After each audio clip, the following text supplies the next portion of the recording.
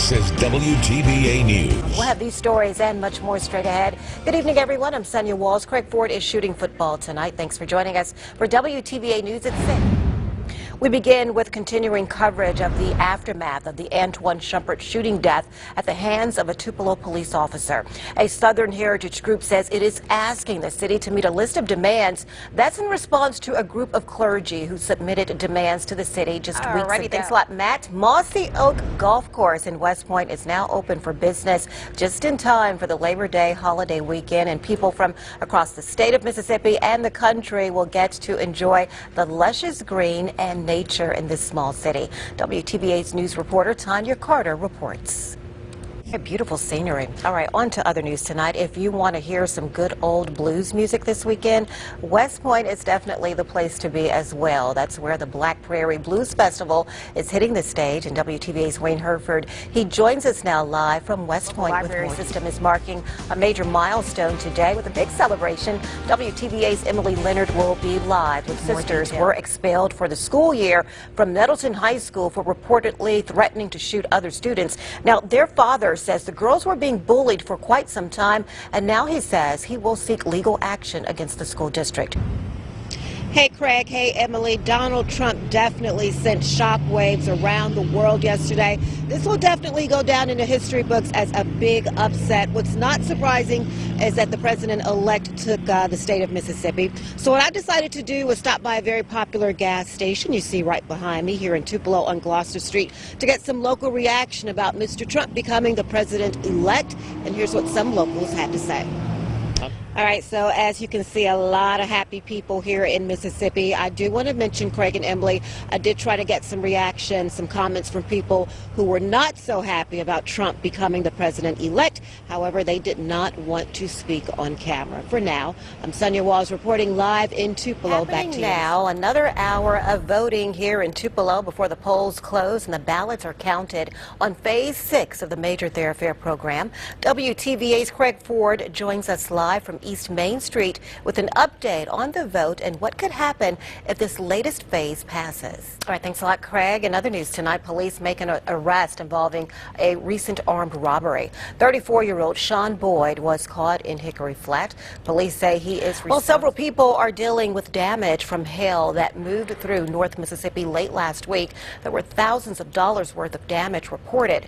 WTVA's Cody Long talked to an insurance agent about what he is hearing from people. In other news tonight, the father of Ricky Ball has filed a federal lawsuit over his death in Columbus. Ricky Martin is his name, and he filed the wrongful death suit in U.S. District Court in Aberdeen last week. Troopers have arrested two men involving a high-speed chase that occurred yesterday. 36-year-old James Huff of Cypress, Texas, and 39-year-old Randall Tidwell of Sardis were arrested after leading troopers. I want you to know, everyone in the news department, we are mad at you. Everyone was hoping to be chosen to go to Hollywood to cover this, but they chose you, the management. Well deserved for you. But I want to know about you. Now, you've been in Hollywood. Have you seen any celebrities besides people connected to American actor? Also heard someone told me that some people there thought that you were a singer, that you were a celebrity. Is that true? Should have went with that, you know, just act like you are. I know. I know, you're crazy. I know, I really should have. All right, thanks a lot, Tyler. Have fun out there. We'll have these stories and much more straight ahead. Good evening, I'm Sunya Walls. Craig Ford is working behind the scenes tonight. Thanks for joining us for WTVA 9 News at 6 on this Friday. We begin tonight with new information. Columbus authorities now believe a man found dead last night on Burgundy Drive is actually a murder victim. Last night, one person is dead while trying to put out a fire. It happened yesterday. The Mississippi Forestry Commission says a private landowner was burning a field. And tomorrow in Prentice County, local firefighters and volunteers will be visiting neighborhoods. So many untold stories of survival here in Tupelo on Gloucester Street. And we want to bring some of those stories to you, one of which we will talk about in just a moment. Thanks a lot, Emily. It is the day after, and as you all know, several businesses here on Gloucester Street were either severely damaged or destroyed. Now at the 15th annual Elvis Presley Festival, the crowd is starting to come in at Fair Park. The weather, it is so wonderful out here, a nice breeze, and I'm sure you hear some. Okay, once again, I'm Sunya Walls reporting live in downtown Tupelo.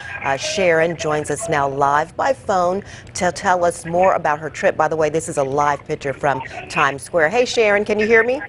Yes, I can. Well, congratulations, first of all, on the trip. Thank you. Okay, so what are you guys doing tonight? What's the plan for tonight? Now, of course, some people may be concerned about Times Square. You know, it would be a target for possible terror attacks. Is there a lot of security presence Hey, there? Emily, this fire probably started around 1:30 this afternoon, and the reason I say that is because I saw the flames myself when I was coming into work at WTVA. In fact, WTVA studios right down the street on Beach Springs Road where this fire started. I talked to the owner. He was on the scene just a little while ago. His name is Al. Hey, Craig, I am live in front of the Fast Lane convenience store. In fact, it is right behind me. They closed for business just a few moments ago. Now, this store is located on Birmingham Ridge Road and County Road 681. There is a big law enforcement presence out here right now, and it's very dark. Thankfully, we have a camera light to shed some light out here. The Lee County Sheriff's Department, Craig, they have been out here since they got the call about a missing man around 7 o'clock this evening. They are now looking for 79-year-old John Roper. Deputy a few minutes ago before we went on the air, he says he sees Mr. Roper in this area all the time, and he usually just sits out here on a stump in the heat. That deputy, he told me that he believes Mr. Roper may have gotten scared because it is dark outside. Again, deputies have been out here since around 7 o'clock this evening. Big law enforcement presence. We're told that his sister is waiting at Mr. Roper's home about a half mile from this location. She says that if he does come home tonight, she will contact the Lee County Sheriff's Department. So if you have any information on Mr. Roper's whereabouts, please call the Lee County Sheriff's Department. For now, I'm Sunya Walls reporting live in Tupelo. Back to you, Craig. To some Mississippians, the flag is a symbol of racism and hatred, but for others, it's pride and history. In 2001, voters overwhelmingly decided to keep the controversial flag. The state flag doesn't represent all 3 million folks that live in the state of Mississippi, but it's still the state flag, and it was voted on. Tupelo does not have a set policy concerning the display of the flag, but on late Monday afternoon, Councilman Lynn Bryan presented this to the City Council. Basically, it was just an order on the City Council that the state flag would be flown on all city facilities if there's more than one flagpole. If there's one flagpole, then we'll fly the American flag. If there's more than one, they'll fly the state flag. But according to the city attorney, that's not state statute. As far as the laws of the state of Mississippi, the only entity that is required to fly the state flag are the public schools, and they are by statute required to fly the state flag at each campus. If Councilman Bryan's order passes on Wednesday, it would mean the new Tupelo Police Headquarters would have to fly the state flag because there are 3 flagpoles. And the bottom line is the police station's fixing to open. We built it with 3 flagpoles, and you know, the state flag needs to fly. I feel like to the people who live there, to hang the state flag after all of the issues we had would be an insult to me and the members of the community. Attorney Logan says it's ultimately the decision of city leaders what the future holds for the display of the Mississippi flag in Tupelo. It is discretionary, according to the Attorney General of the state of Mississippi, as to whether counties or cities have to fly the state flag. I've looked at it, so what it comes down to is in municipalities and counties, it's up to them. Family of Sergeant Gail Stauffer says their eyes have opened and the Tupelo spirit is seeing them through. Everybody has been so wonderful to us through this week, and the overwhelming outpouring of love and support that this community has given us has helped us make it through. Gail's wife, Beth, says it's her strong faith that keeps her standing and never giving up.